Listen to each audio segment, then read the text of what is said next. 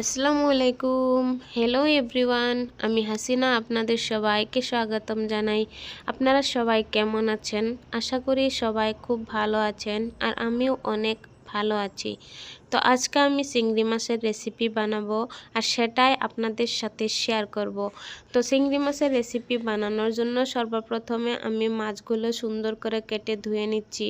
তারপর আমি একটু মশলা পিষে নিচ্ছি। তো এখনকার আমি একটু নিমক, হলদি গুঁড়ো, শুকান মরিচের গুঁড়ো, বাটা কাঁচামরিচ, বাটা জিরা দিয়ে একটা পেস্ট বানিয়ে তার ভিতরে চিংড়ি মাছগুলো সুন্দর করে মিশিয়ে নিচ্ছি। এখনকার আমি তাওয়া বসায় তার ভিতরে একটু সরষের তেল দিব আর সেই তেলের ভিতরে আমি চিংড়ি মাছগুলো বসায় দিব। তো এভাবে আমি তাওয়াতে কিন্তু একটা একটা করে চিংড়ি মাছ বসায় দিচ্ছি। তো এখনকার আমার মাছগুলো পাল্টানোর সময় হয়ে গেছে। এখনকার আমি সর্বপ্রথমে যেটা চিংড়ি মাছ দিচ্ছিলাম সেই মাছটা পাল্টিয়ে দিব। এভাবে আমি একটা একটা করে প্রত্যেকটা মাছ পাল্টিয়ে দিব। তো মাছগুলো পাল্টিয়ে দিচ্ছি দুটা পিষ্ট সুন্দর করে ভাজার জন্য। মাছগুলো কিন্তু ভেজে নিলে খেতে অনেক স্বাদ লাগে, যার জন্য আমি মাছগুলো সুন্দর করে ফ্রাই করে নিচ্ছি। তো পাশের কড়াইটা আমি বসায় দিলাম। তো কড়াইয়ের ভিতরে আমি কিন্তু কেটে রাখা আলুগুলো ফ্রাই করে নিব। আলু ফ্রাই করার জন্য আলুর ভিতরে আমি একটু হলদি গুঁড়া আর একটু নিমখ দিয়ে মাখিয়ে নিচ্ছি। তো মাখানো আলুগুলো আমি সুন্দর করে তেলের ভিতরে দিয়ে দিচ্ছি আর আলুগুলো একটু নেড়ে চেড়ে নিচ্ছি। পাশে কিন্তু আমার চিংড়ি মাছ ভাজা কামটা শেষ। এখনকার আমার আলুগুলো ফ্রাই করা শেষ। তো সেই ফ্রাই করা আলুগুলো আমি সুন্দর করে নামিয়ে নিচ্ছি।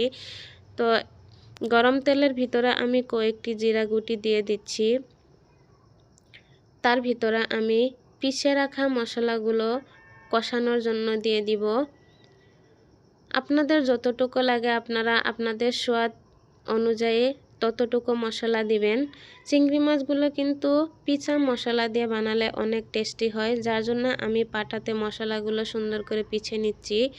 তো আমার এখনকার মশলাগুলো কষানো কামটা শেষ। এরপর আমি এই মশলার ভিতরে কেটে রাখা তরকারিগুলো দিয়ে দিব। আমি কেটে রেখেছি টমেটো, শালগম ও আলু। এখনকার আমি তরকারিগুলো দিয়ে একটু নেড়ে চেড়ে ঢেকে দিব আর একটু কষিয়ে নিব। তারপর আমি কষানোর ভিতরে একটু জল দিয়ে ঢেকে দিব। তারপর আমি দেখব আমার তরকারিটা হয়ে গেছে কিনা। এই তো আমার তরকারিটা প্রায় হয়ে গেছে। তার ভিতরে আমি ভেজে রাখা চিংড়ি মাছগুলো দিয়ে একটু জাল করে নিব।